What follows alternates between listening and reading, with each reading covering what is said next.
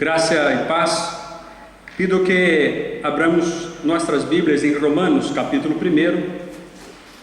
Vamos fazer a leitura dos versículos 1 hasta el versículo 5. Hasta el versículo 7. Romanos, capítulo 1, versículos 1 hasta el 7. Eu leio e os irmãos acompanhem em silêncio. Romanos, capítulo 1, versículos de 1 hasta el 7. Pablo, siervo de Cristo Jesús, un apóstol por llamamiento, habiendo sido apartado para el Evangelio de Dios, que Él había prometido de antemano por medio de sus profetas en las Santas Escrituras, acerca de su Hijo, nuestro Señor Jesús el Mesías, del linaje de David según la carne, que fue designado Hijo de Dios con poder, conforme al Espíritu de Santidad, por su resurrección de entre los muertos, por medio del cual recibimos la gracia y el apostolado, para obediencia de la fe entre todos los gentiles por causa de su nombre, entre los cuales estáis también vosotros, llamados a ser de Jesucristo, y a todos los que estáis en Roma, amados de Dios, llamados a ser santos. Gracia a vosotros y paz de Dios nuestro Padre y del Señor Jesucristo. Me gustaría comentar hoy sobre el siguiente tema, el Evangelio de Dios. El Evangelio de Dios. A veces nos acostumbramos con las palabras, pero ni siempre sabemos exactamente qué es lo que significan determinadas palabras. Por ejemplo, si yo te preguntara, contéstame o explícame en 2 minutos qué es el Evangelio, ¿qué es lo que usted diría? O si una persona en la calle, mejor aún, una persona en la calle te pregunta, ¿qué es el Evangelio? ¿Qué es lo que le contestaría? Es que hay muchas maneras de contestar esa pregunta según los escritores y los teólogos. Me permita que os diga mi definición. Cuando abrimos las Escrituras en Génesis capítulo 1 y capítulo 2, las Escrituras nos enseñan que Dios creó los cielos, la tierra, creó el hombre, creó la mujer, y ellos vivían bien, no bien, pero vivían estupendamente bien.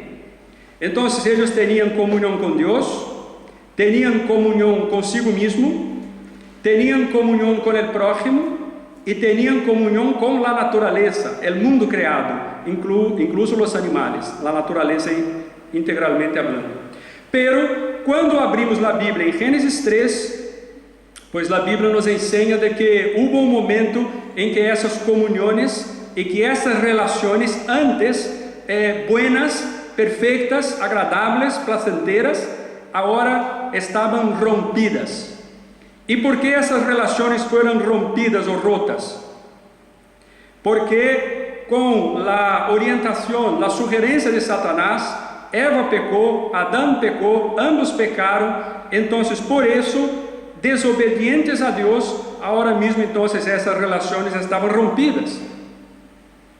Y ojo a algunos versículos de Génesis 3 que nos deja esa realidad muy clara. En el versículo 7 de Génesis 3, dice que en ese momento, es decir, después de pecar, después de desobedecer a Dios, se les abrieron los ojos y tomaron conciencia de su desnudez. Por eso, para cubrirse, entretejieron hojas de higuera. ¿Cuál es la relación que está rota aquí ahora mismo, según el versículo 7? Es la relación con uno mismo. Ahora el hombre tiene un problema grave consigo mismo. Él ya no se acepta tal como ha sido creado por Dios. El hombre ahora enfrenta una crisis personal. Es la crisis que tiene uno cuando se mira al espejo. Tiene problema de aceptarse a sí mismo. Entonces empieza aquí esa lucha y esa dificultad de una relación rota consigo mismo. Pero sigue el texto bíblico y en el versículo 10 dice que Dios le preguntó, ¿dónde estás? Entonces el versículo 10 dice, el hombre contestó, escuché que andabas por el jardín y tuve miedo porque estoy desnudo, por eso me escondí. ¿Cuál es la relación que se rompe aquí ahora mismo? Es la relación con Dios. La Biblia dice que Dios andaba todas las tardes por el jardín y tenía una comunión, una relación perfecta con Adán y Eva. Pero ahora mismo, después de pecar, de desobedecer a Dios, el hombre huye y se esconde de Dios. Ahora mismo él no tiene placer en presentarse y decir: Señor, muchísimas gracias por tenerme creado, muchísimas gracias por darme el poder aquí y el dominio sobre tu creación, gracias Señor. No, ahora ya no. Ahora el hombre se esconde, el hombre tiene miedo porque se da cuenta de que desobedeció a Dios. Entonces ahora mismo esa relación ya está rompida también. Pero sigue, el versículo 12 dice que Adán dijo a Dios: la mujer que me diste por compañera me dio de ese fruto y yo lo comí. Es decir, ¿cuál es la relación que se rompe aquí? Primero, la relación con uno mismo. Segundo, la relación con Dios. Y en tercer lugar, la relación con el prójimo. Es decir, todo lo que me pasa de malo ahora es culpa del otro. Nunca la culpa es mía, la culpa es siempre del prójimo. ¿Y sabe cómo eso se concreta de manera así muy clara en la historia? Con de muchísimos eventos nos dan cuenta, ¿no? Pero por ejemplo, en el nazismo, ¿por qué Hitler empezó lo que empezó?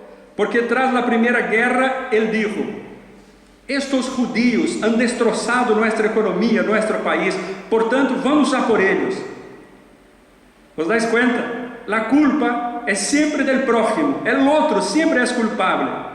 Entonces ahora empieza esta relación rota también con el prójimo. Y finalmente, para que podamos volver a Romanos, el versículo 17 de Juan 3 dice que Dios al hombre le dijo: por cuanto le hiciste caso a tu mujer y comiste del árbol que te prohibí comer, maldita será la tierra por tu culpa. Con penosos trabajos comerás de ella todos los días de tu vida. Es decir, aquí ya no queda otra, ¿no? ¿Cuál es la relación rompida ahora? La naturaleza, la creación. Entonces ahora mismo el escenario de la creación, que había sido de bendición para Adán y Eva, ahora pasa a ser dice: maldita será la tierra por su culpa, con penosos trabajos comerás de ella todos los días de tu vida. Y es interesante porque después de Génesis 3, el hombre no tiene poder, capacidad para tener una relación correcta con la naturaleza.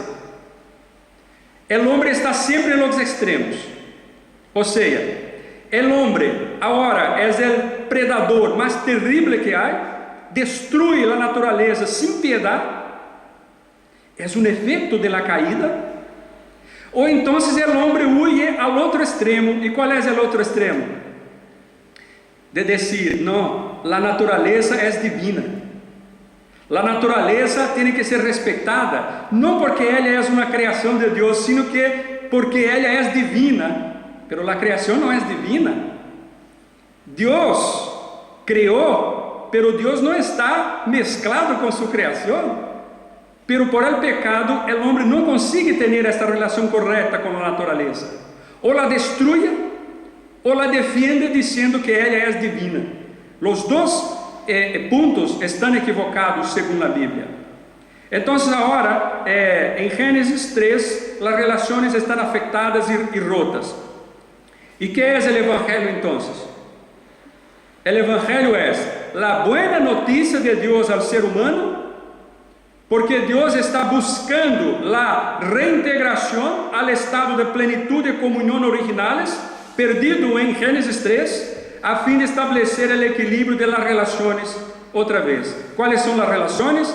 Dios, prójimo, uno mismo y naturaleza. Entonces el Evangelio es la buena noticia de que Dios está interesado, de que Dios se está moviendo en busca de volver a estas relaciones anteriores perdidas en Génesis capítulo 3.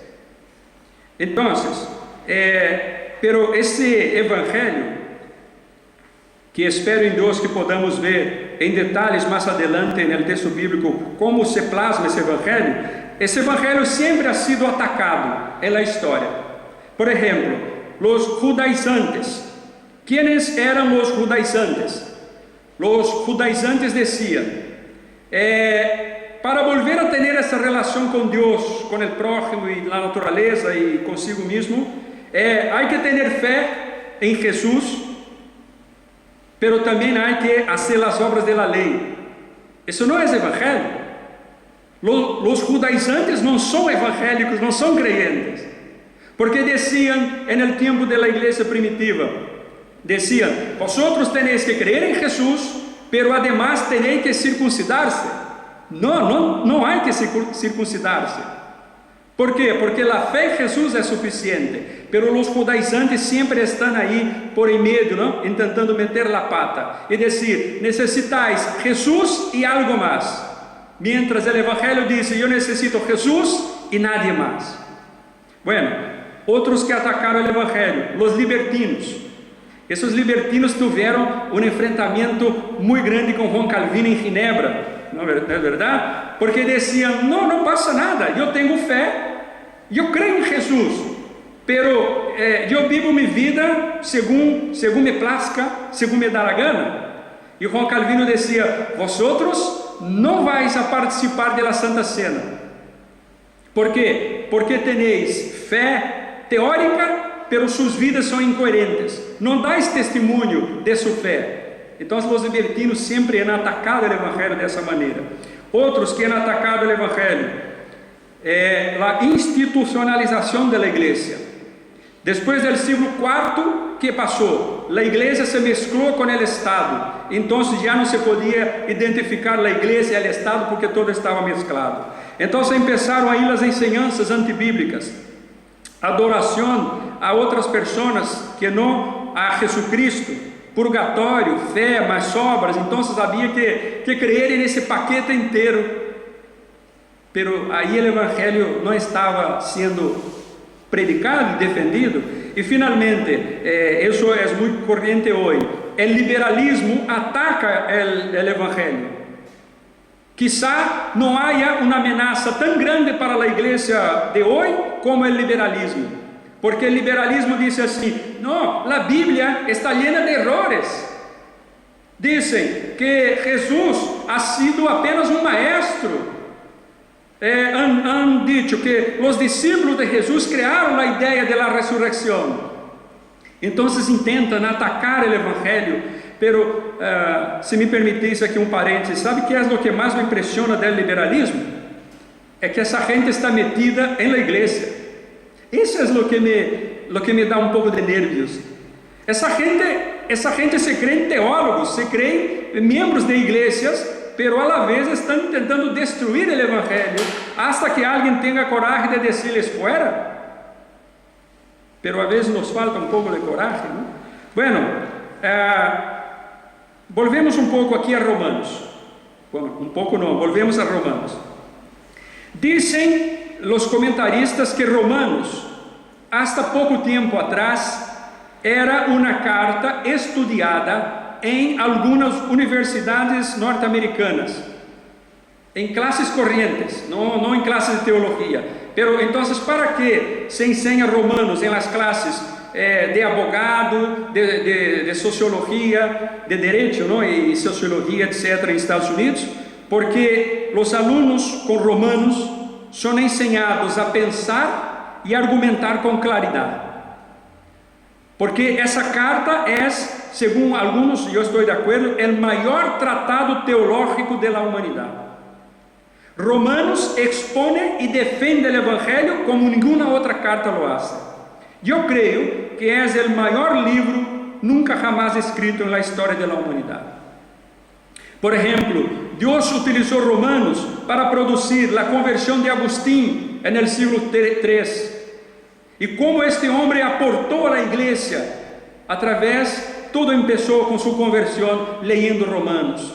Que podemos dizer, por exemplo, de Martim Lutero, esclavizado em suas tradições, em sua visão totalmente antibíblica de Deus, hasta que él leyó Romanos, que el justo vivirá por fe. Entonces esa carta de Romanos fue escrita por Pablo en Grecia en el año 56. Y es importante que sepamos algo antes de explorar un poco más el texto bíblico. Pablo estaba en Grecia, pero entonces Pablo tenía un proyecto de vida, un proyecto de predicación. Y ese proyecto era, de Grecia, yo quiero llegar a Hispania. Hispania, con H, ¿vale? Hispania. En el siglo I era así que se escribía, ¿no? Hispania. ¿Por qué quería Pablo llegar a Hispania? Porque Hispania, en el siglo I, era la colonia romana más antigua del occidente, pero que todavía no había recibido aún el mensaje del Evangelio de Dios. Entonces Pablo tiene un viaje muy largo. Mira, él está en Grecia, entonces él quiere volver a Jerusalén, entregar una oferta a los creyentes de Jerusalén, después quiere marcharse a Roma y de Roma llegar a Hispania. Entonces, ¿para qué Pablo escribe esa carta a los romanos? Él escribe con dos objetivos básicos. Primero, él quiere decir a la iglesia de Roma, a esta iglesia pequeña que está en Roma, mira, necesito vuestra ayuda para llegar a Hispania. Quiero estar con vosotros, quiero pasar un tiempo con vosotros, pero luego quiero que vosotros me ayudáis a llegar a Hispania, en oración y también en oferta. Ese es el primer motivo. Pero ¿y el segundo motivo cuál es? Está totalmente vinculado a ese primero. Es que os he dicho hace poco sobre los judaizantes, ¿no? ¿Qué pensaban y qué creían los judaizantes? Ellos pensaban y creían Jesús y la ley. Y ellos estaban ahí en la iglesia de Roma y estaban haciendo ahí estaban trayendo problemas al apóstolo Pablo. ¿Sabe por qué? Porque los judaizantes estaban diciendo en Roma, ese apóstolo Pablo, ese que oís hablar, que está predicando, que no sé cuánto, es un apóstolo de mentira, es un mentiroso. Él está cambiando las leyes de Moisés. Él está trayendo un lío completo. Él está intentando quitar al pueblo, a los judíos de la ley. Entonces la imagen de Pablo en Roma no es la mejor posible. Ahora, ¿tú crees que es fácil la misión que Pablo tenía? Porque él necesita de Roma para llegar a Hispania, pero su imagen en la iglesia no es la mejor. Entonces, ¿para qué escribe también esa carta? Para decir a la iglesia de Roma, mira, os voy a exponer el evangelio que yo creo, el evangelio que yo predico, el evangelio que yo quiero predicar en España. Increíble eso, ¿no? Porque con todas esas dificultades, Dios inspiró a Pablo para escribir ese tratado teológico de una grandeza tremenda. Entonces Pablo expone su evangelio. Yo quiero detenerme aquí en estos versículos, justamente porque yo creo que en esos versículos podemos aprender sobre qué es el evangelio, ¿vale? Entonces, el evangelio de Dios, primer punto. Bueno, primero leo el versículo, luego digo el primer punto. Versículo primero, pido que acompañéis en silencio, por favor. Ojo en su Biblia, no pierda de vista, por favor, el texto bíblico. Versículo primero, Pablo, siervo de Cristo Jesús, un apóstol por un llamamiento, habiendo sido apartado para el evangelio de Dios. Hermanos míos, el primer punto, que creo que llega a ser una obviedad, el evangelio tiene su origen en Dios. Fijaos cómo termina el versículo primero. Las últimas tres palabras del versículo primero. He sido apartado tal para que el evangelio de Dios. Tenga esa construcción ahí en su mente. Evangelio de Dios. ¿Qué significa eso?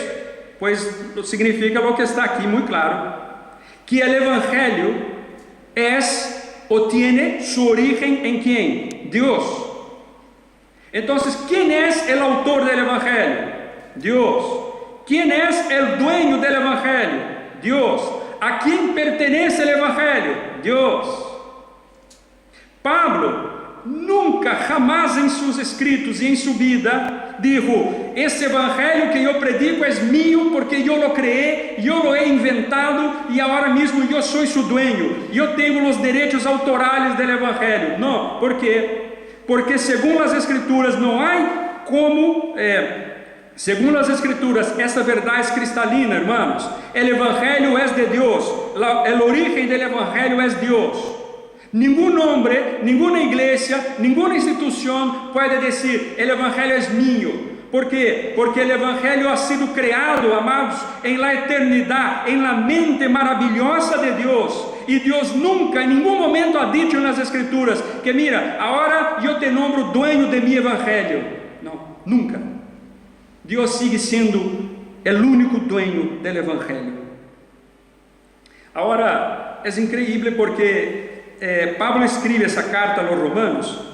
Então os creyentes que estão aí em Roma estão acostumbrados, e cuidado com o que os vou dizer, eles estão acostumbrados com o evangelho. Bueno, estão acostumbrados porque são creyentes, pero a la vez, antes de ser creyentes, eles já escutavam o evangelho, pero que era um evangelho distinto. Os explico. Quando Roma, o Império Romano, os soldados, o exército romano tinham uma vitória, então era costumbre que um predicador, um pregoneiro romano, um funcionário de Roma, saíra por las calles de Roma dizendo: nós temos uma boa notícia, e anunciava a boa notícia. Essa boa notícia podia ser uma vitória do exército, podia ser o nascimento de um filho do imperador, uma boa notícia política, uma boa notícia social, uma boa notícia para os romanos. Era uma boa notícia que tinha origem em quem? Em César, en el imperador. Pero agora mesmo Pablo se apresenta a esta igreja, al que não la conoce porque nunca estuvo em Roma, en esta igreja. Então Pablo diz: mira, eu sou Pablo, sou servo, sou apóstolo e he sido apartado para que o evangelho de Deus, não el de César.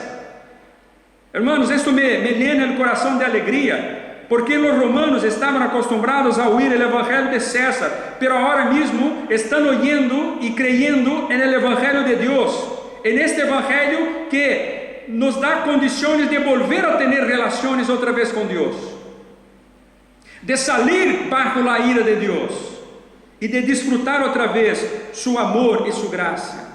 Então Pablo anuncia esse evangelho e ele lo deixa claro: este evangelho é de Deus. Em Gálatas capítulo 1, versículos 11 e 12, ele vuelve a decirlo. Quero que sepam, hermanos, que o evangelho que eu predico não é invenção humana. Não lo recebi nem aprendi de nenhum ser humano, sino que me chegou por revelação de Jesucristo. É decir, ele está recalcando: esse evangelho que eu predico, que eu creio, não é de invenção humana. Isso está em Gálatas capítulo 1, versículos 11 e versículo 12. Então, aqui, hermanos míos, eu creio que podemos fazer aqui algumas aplicações. Que significa e que influi o hecho de que o evangelho pertenece a Deus? Bueno, muitíssimas coisas, pero, por exemplo, quando leemos a Bíblia, quando frequentamos a igreja do Senhor, estamos acostumbrados a entender que muitas coisas pertencem a Deus, porque vamos falando e repetindo essas coisas. Por exemplo, sempre decimos assim: a palavra de Deus, ou decimos la igreja de Deus, decimos la salvação de Deus.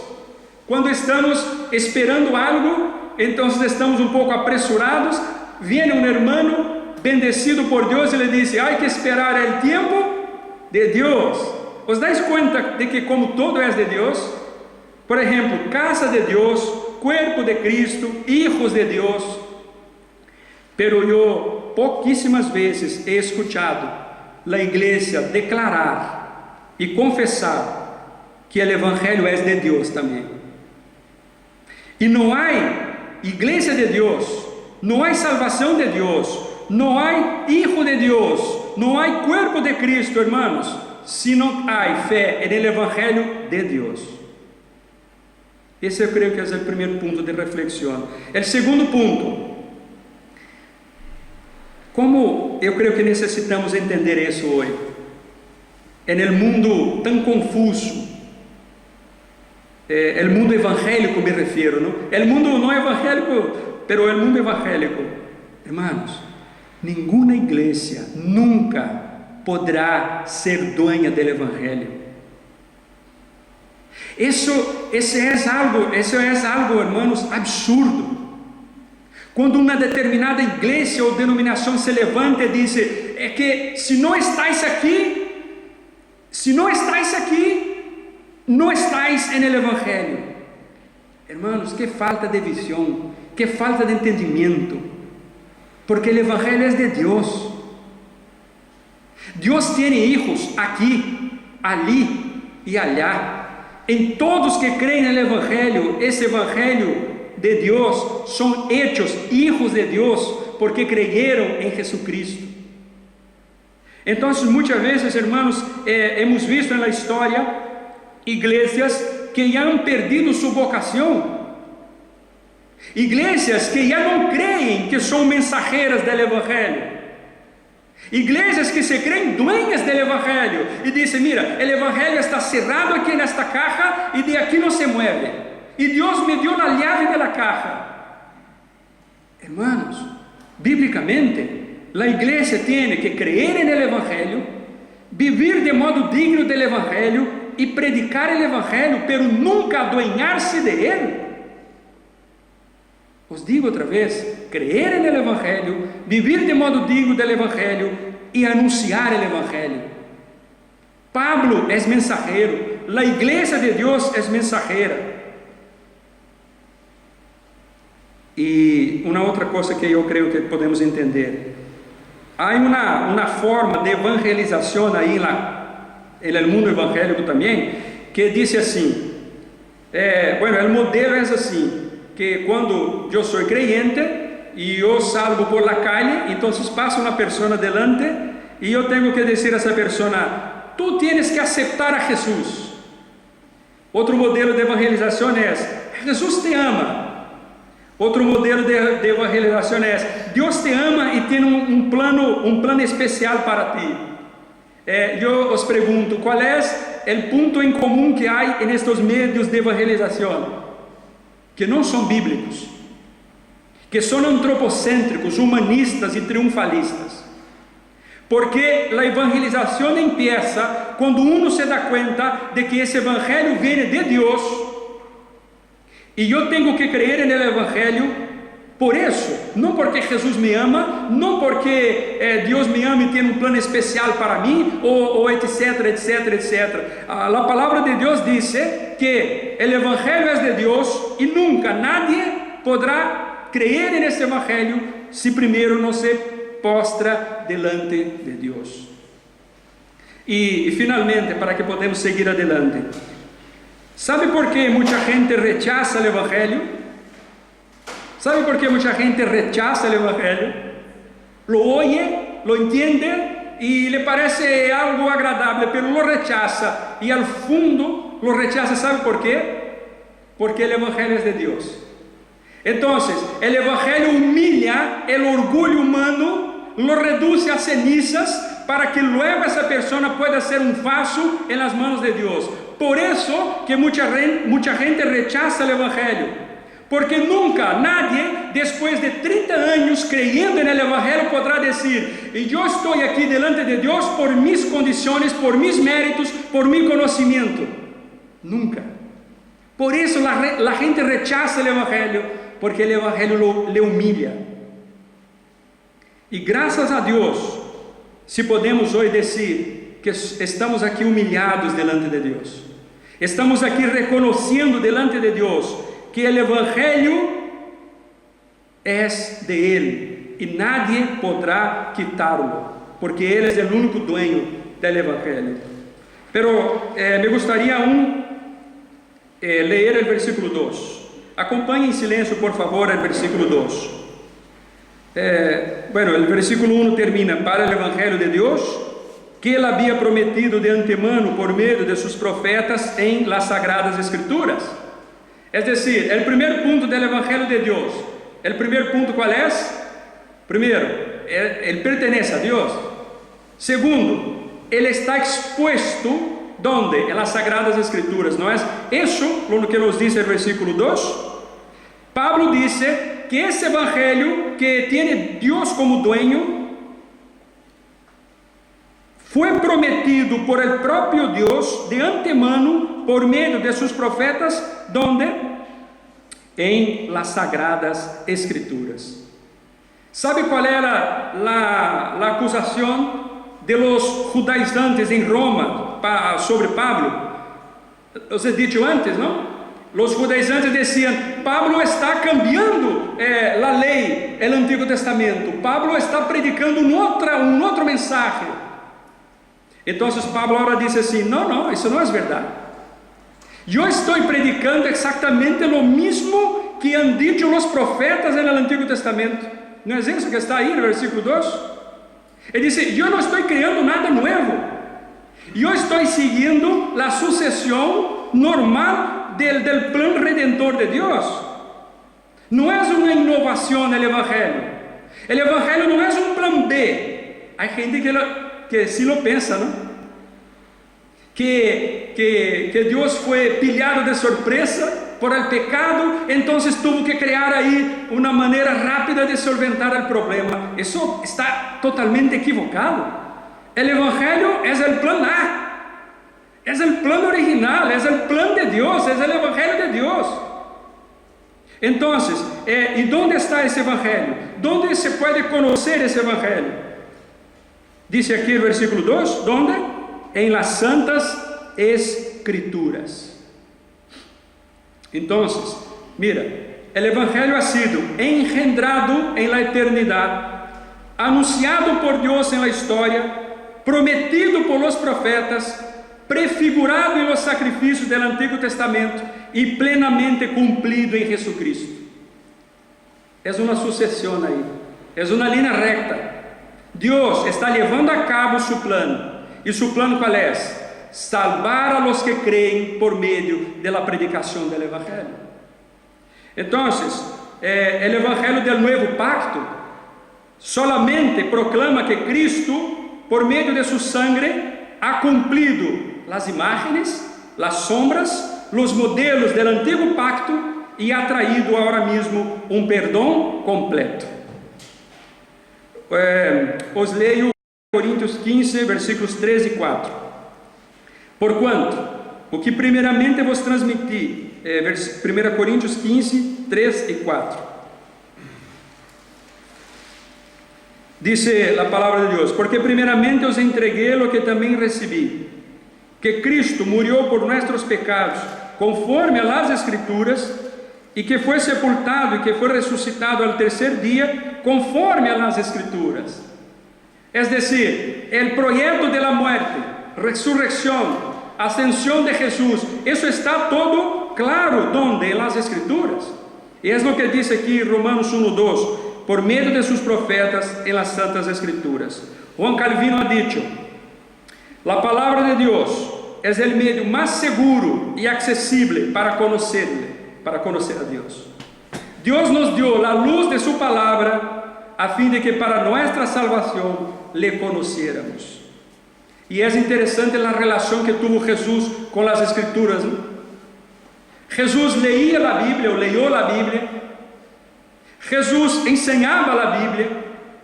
Jesús dijo que la Biblia es la palabra de Dios. Jesús cumplió la Biblia. Jesús dijo que las Escrituras son la verdad. Y Jesús venció al enemigo citando las Escrituras. A mí me parece que podemos, delante de eso, entender que, volviendo un poco antes, dice Francis Schaeffer que en la iglesia del Nuevo Testamento había dos columnas. La primera, la palabra de Dios como única autoridad, y la salvación exclusivamente por la fe en Jesús. Son dos pilares que han sido atacados y cambiados a lo largo de la historia, pero que no podemos hacer lo mismo hoy, y que no podemos estar quietos y tranquilos cuando vemos que esos pilares están siendo atacados. ¿Cuáles son los pilares?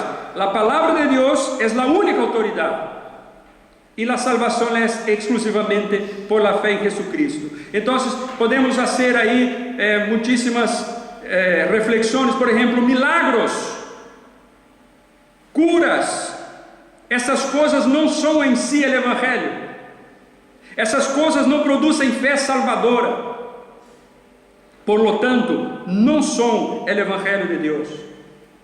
Então, as Escrituras, estimados, ha sido sempre atacada em la história. As Escrituras. E por que han sido atacadas? Porque é em la Escritura donde podemos conhecer o Evangelho. Se Satanás logra meter em sua mente toda sobre a palavra de Deus, seu entendimento do Evangelho está comprometido e, consequentemente, sua eternidade está comprometida. Por isso, o ataque incessante e terrível de las huestes malignas sobre as Escrituras, para que te alejes de ela, para que não conozca a Jesus e para que não seja salvo. Então, por exemplo, mira, alguns dizem hoje, a Bíblia é um livro antigo, é um cuento de culturas lejanas. Outros dizem, a Bíblia outras pessoas han criado uma Bíblia específica, não? Han quitado alguns textos bíblicos, han mantenido outros e han dicho, mira, essa é minha Bíblia a partir de agora. Outros, como Rudolf Bultmann, por exemplo, dijo, não, para que o homem moderno creia em la Bíblia, temos que quitar os milagros. Os milagros não poderão ser creídos e nem compreendidos por el homem moderno. Então, dice, vamos quitar os milagros de la Bíblia. Pero eu termino essa parte dizendo, a mim me parece que o risco mais terrível que corremos hoje, como Igreja de Deus, é que a gente está creyendo que hoje a Bíblia não é mais suficiente em la igreja. É decir, a gente diz, bueno, eu sigo creyendo em la Bíblia, pero há algumas lacunas, há alguns huecos que a Bíblia não rellena. Então, ¿dónde vamos para buscar estas respostas? Então, uns dizem assim, vamos a la psicologia. Vamos à sociologia e vamos a outras logias por aí. Que é o que temos que fazer, hermanos, segundo a palavra de Deus? Temos que dizer não, que a Bíblia é suficiente, que o Evangelho de Deus está expuesto nas Sagradas Escrituras e só aqui. Então, diz, por exemplo, a confissão belga, que todo lo que é necessário para que uno creia está claro em las Escrituras. E é exatamente o que entendemos aqui, no versículo 2. Por lo tanto, se nos desviamos de la palavra, não importa o rumbo que tomamos, nunca jamás chegaremos a nossa meta, pois estaremos andando fora do caminho. E termino leyendo o versículo 3 e o 4 também. Versículo 3 e 4, acerca de su Hijo, nuestro Señor Jesús el Mesías, del linaje de David según la carne, que fue designado Hijo de Dios con poder, conforme al Espíritu de santidad, por su resurrección de entre los muertos. El Evangelio de Dios pertenece a Dios, el Evangelio de Dios está expuesto en las Sagradas Escrituras, y el Evangelio de Dios es una persona, 2 puntos, Jesucristo. El Evangelio habla acerca de quem? Dice el versículo 3, acerca de su Hijo. ¿Quién es ese Hijo? Jesucristo, Jesús el Mesías. Entonces, el versículo 3, acerca de su Hijo, nuestro Señor Jesús el Mesías, del linaje de David según la carne. ¿Cuál es la doctrina bíblica enseñada aquí? La encarnación de Jesucristo. ¿No es así? Está claro aí, del linaje de David según la carne. es decir, la encarnación de Jesucristo. Los romanos, es decir, la iglesia en Roma tiene una dificultad con eso. No la iglesia de Roma tiene una dificultad con eso, pero los romanos tienen una dificultad con eso. ¿Por qué? Porque están acostumbrados con el platonismo. ¿Y qué creen los platónicos?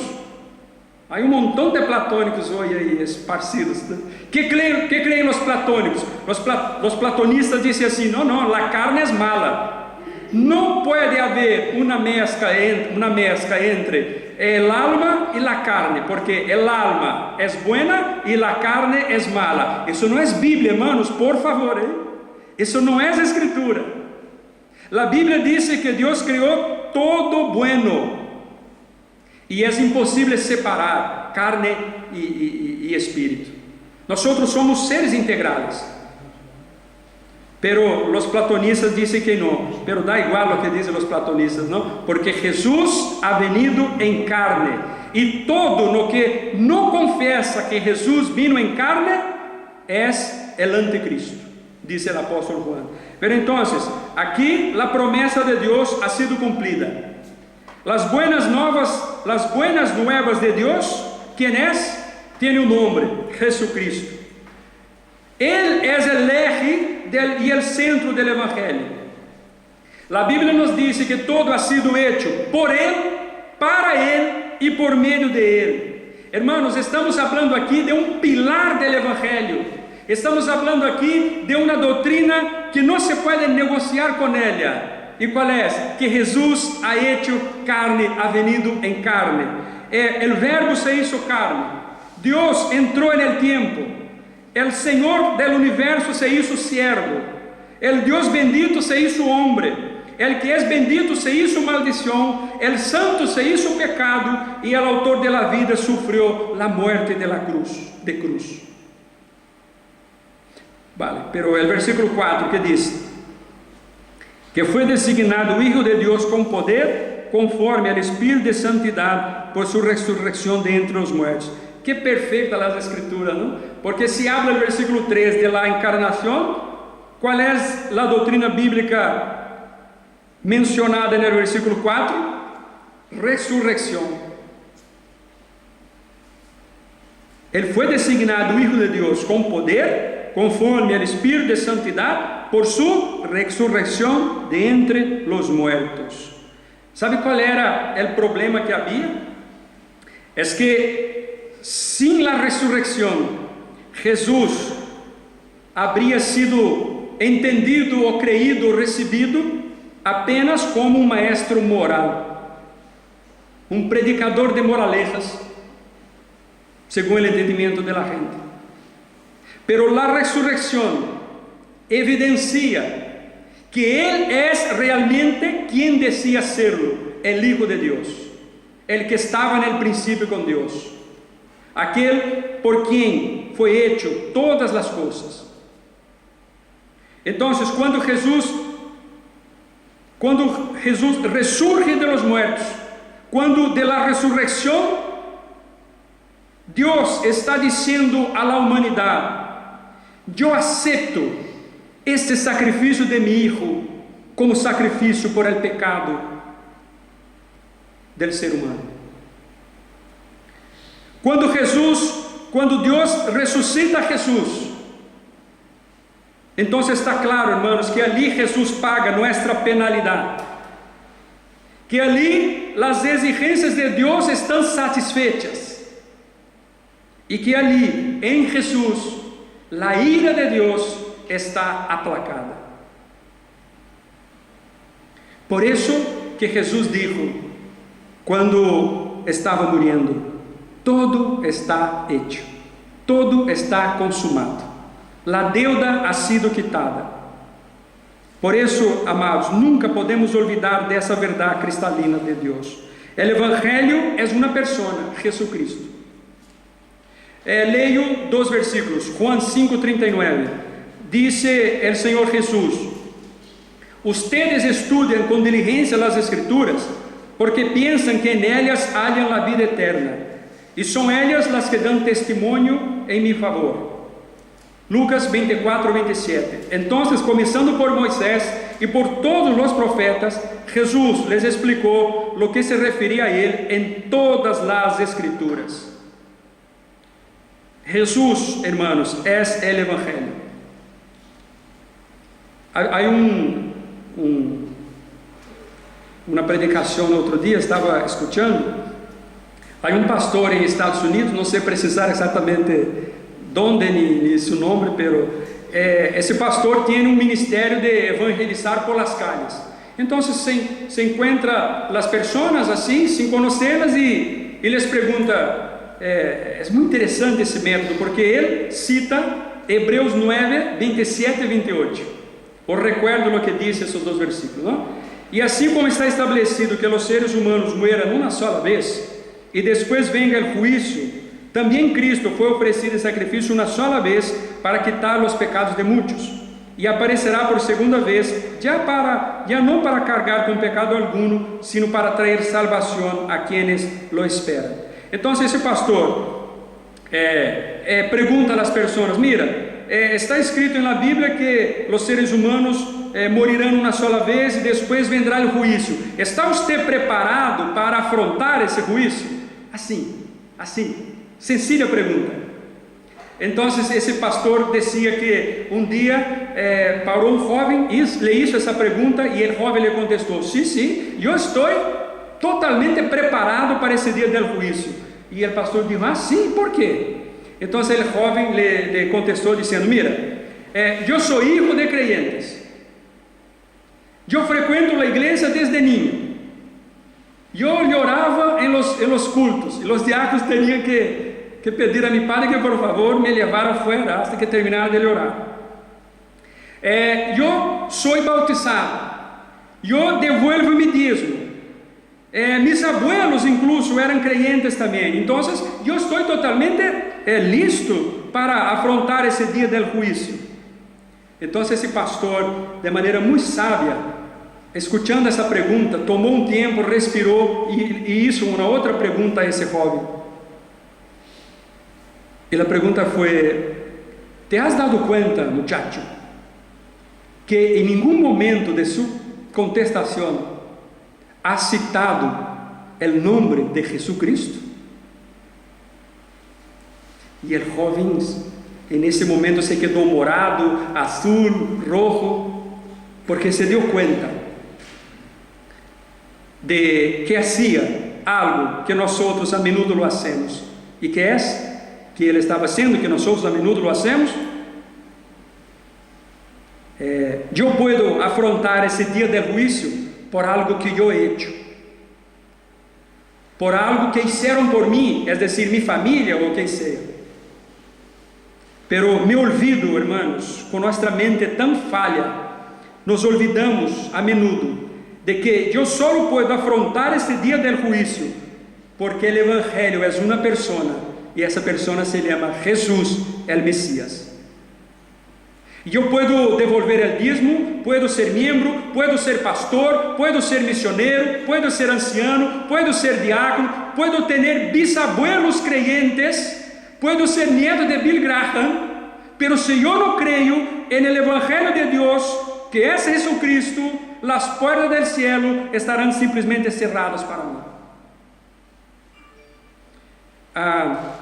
Sundar Singh es un indiano, y él había sido hindú durante toda su vida, creo que más o menos 30 años, y luego conoció el Evangelio, creyó en el Evangelio, sufrió mucha persecución, hasta que un día los líderes, el liderazgo hindú le llamó y le preguntó a Sundar Singh: escucha, usted era hinduista durante 30 años, y ¿qué hay en el cristianismo que no hay en el hinduismo?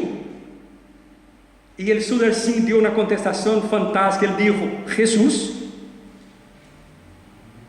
Simplemente eso, que no hay ninguna otra religiosidad o lo que sea. Jesús, el Evangelio de Dios.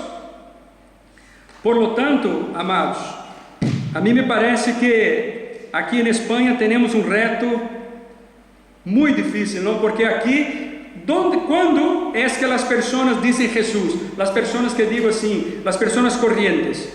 ¿Cuándo? Hay un momento, ¿no? Aquí en España que las personas dicen Jesús. ¿Cuándo es? Después de estornudar a alguien. Uno estornuda y otro dice Jesús. Yo hasta ahora no entiendo por qué, pero es así. Entonces, el cristianismo, entre comillas, español, está cargado de rituales, de ceremonias, de fiestas, de tradiciones, de humanismo, pero de Jesús nada.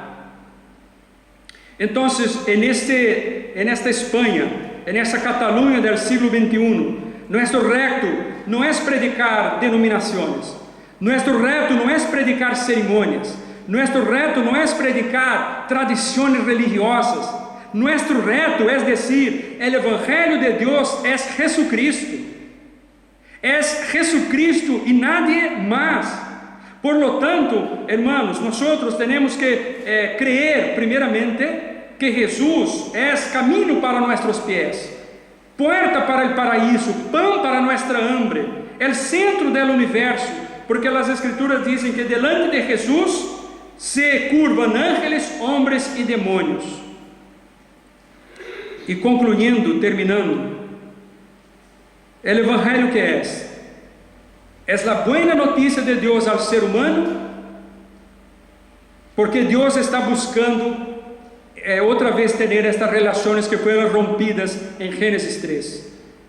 Pero este Evangelio de Dios tiene origen en Dios. Este Evangelio de Dios está expuesto en las Sagradas Escrituras y ese Evangelio de Dios es una persona, Jesucristo.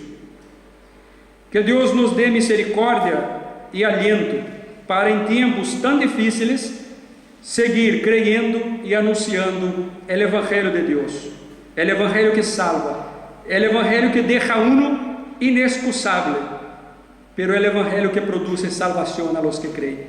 Amén.